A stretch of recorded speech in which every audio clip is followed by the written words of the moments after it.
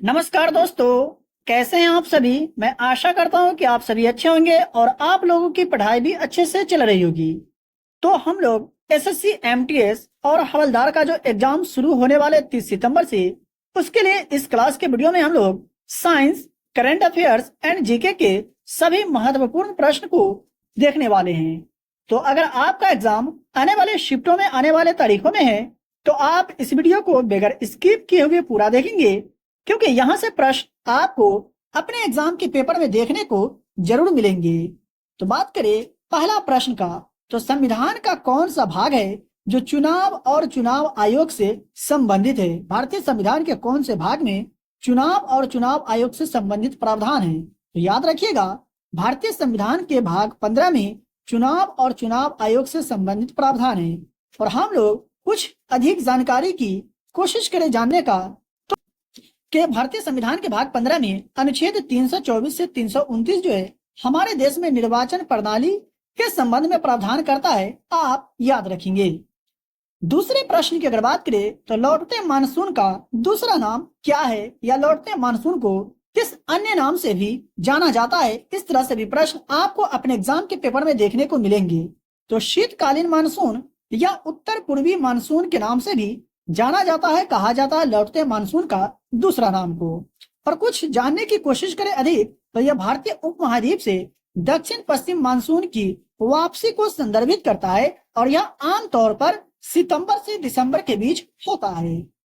बात करें और अधिक जानकारी की, तो भारत में मुख्य रूप से उष्णकटिबंधीय मानसून जलवायु है, ये भी आप याद रखेंगे। स्क्रीनशॉट लेना चाहते हैं तो आप स्क्रीनशॉट लेकर के रख सकते हैं, नहीं तो आपको फ्री में पीडीएफ दिए जाएंगे। वीडियो पसंद आ रहा तो वीडियो को लाइक करें और चैनल पर पहली बार आए हैं तो चैनल को भी सब्सक्राइब करके बेल आइकन को प्रेस जरूर कर लीजिएगा। बात करें दूसरे प्रश्न का, तो विधानसभा में जीएसटी कानून पारित करने वाला भारत का पहला राज्य कौन सा था। तो याद रखेंगे, असम राज्य है विधानसभा में जीएसटी कानून पारित करने वाला भारत का पहला राज्य है। अगला प्रश्न की अगर बात किया जाए तो हॉकी का जादूगर किसे कहा जाता है। तो हॉकी का जादूगर मेजर ध्यानचंद को कहा जाता है हॉकी का जादूगर, आप याद रखिएगा। आपको कमेंट बॉक्स में कमेंट करके ये बताना है कि अपना प्यारा देश भारत का राष्ट्रीय खेल कौन सा है। बात करें और अधिक जानकारी की इनसे संबंधित, तो 1956 में उन्हें भारत के प्रतिष्ठित नागरिक सम्मान पद्म भूषण से सम्मानित किया गया था मेजर ध्यानचंद को। आप याद रखिएगा, आने वाले शिफ्टों में आपसे प्रश्न पूछा जा सकता है। दूसरे प्रश्न की अगर बात करें तो मनिका बत्रा किस खेल से संबंधित है, यानी क्या संबंध जो कौन सा खेल से है, तो टेबल टेनिस से है, याद रखेंगे। और बात करें और अधिक जानकारी की इनसे रिलेटेड, तो मनिका बत्रा को साल 2020 में मेजर ध्यानचंद खेल रत्न से सम्मानित किया गया था। बात करें दूसरे प्रश्न का, तो ब्रह्म समाज की स्थापना किसने की थी। तो याद रखेंगे, राजा राम मोहन राय के द्वारा ब्रह्म समाज की स्थापना की गई थी। तो बात करें दूसरे प्रश्न का, तो दीवान ए अमीर कोही विभाग की स्थापना किसने की थी। तो मोहम्मद बिन तुगलक के द्वारा दीवान ए अमीर कोही विभाग की स्थापना की गई थी। अगला प्रश्न है, 2026 का राष्ट्रमंडल खेल जो होगा इसका मेजबानी कौन सा देश करेगा। तो याद रखेंगे, ऑस्ट्रेलिया का विक्टोरिया राज्य है 2026 में होने वाले राष्ट्रमंडल खेलों की मेजबानी करेगा। याद रखेंगे, यहाँ से प्रश्न आपको अपने एग्जाम में पूछे ही जाएंगे। दूसरे प्रश्न की अगर बात करें तो लाफिंग गैस का रासायनिक नाम क्या होता है। तो नाइट्रस ऑक्साइड लाफिंग गैस का रासायनिक नाम होता है। और इसके रासायनिक सूत्र की अगर बात करें तो N2O लाफिंग गैस का रासायनिक सूत्र होता है, याद रखेंगे। अगला प्रश्न की अगर बात करें तो अमजद अली खान के बारे में हम लोग जानते हैं। तो अमजद अली खान जो है ये सरोद वादक है, याद रखेंगे, एग्जाम में प्रश्न पूछ लिए जाते हैं। और ये कौन से घराने से संबंध रखते हैं, सेनियन घराना से इनका संबंध है, तो याद रखेंगे। दूसरे प्रश्न की अगर बात करें तो रंगराजन समिति का गठन कब किया गया था। तो रंगराजन समिति का गठन वर्ष 1993 ईस्वी में रंगराजन समिति का गठन किया गया था। और किस लिए, तो यह विनिवेश के संदर्भ में सिफारिश करने के लिए सरकार द्वारा गठित की गई थी रंगराजन समिति वर्ष 1993 में। अगले प्रश्न की अगर बात किया जाए तो भारत में हरित क्रांति के जनक किसे माना जाता है। तो MS स्वामीनाथन को भारत में हरित क्रांति का जनक माना जाता है। और भारत में हरित क्रांति की शुरुआत की अगर बात करें तो 1965 से 1968 के दौरान जो है भारत में हरित क्रांति की शुरुआत हुई थी। दूसरे प्रश्न की अगर बात करें तो भारत ने पहली बार क्रिकेट के वनडे विश्व कप का खिताब कब जीता था? तो वर्ष 1983 में भारत ने पहली बार वनडे विश्व कप का खिताब पहली बार जीता था। देख लेते हैं अगले प्रश्न को। तो बिहू जो है भारत के किस राज्य का प्रसिद्ध लोक नृत्य है? तो ये असम राज्य का प्रसिद्ध लोक नृत्य है। दूसरे प्रश्न की अगर बात करें तो किकली किस राज्य का प्रसिद्ध लोक नृत्य है? तो याद रखेंगे ये राजस्थान राज्य का प्रसिद्ध लोक नृत्य है किकली। ठीक है। दूसरे प्रश्न की अगर बात करें तो लिंगराज मंदिर जो है ये किस राज्य में स्थित है? तो याद रखेंगे ये भारत के उड़ीसा राज्य में स्थित है लिंगराज मंदिर। और ये किस भगवान को समर्पित है ये भी एग्जाम में पूछ लिया जाता है। तो भगवान शिव को समर्पित है लिंगराज मंदिर, आप याद रखिएगा। देख लेते हैं दूसरे प्रश्न को। तो भारत में पहली बार राष्ट्रीय आय का अनुमान किसने लगाया था? क्या समझे आपने? भारत में पहली बार राष्ट्रीय आय का अनुमान किसने लगाया?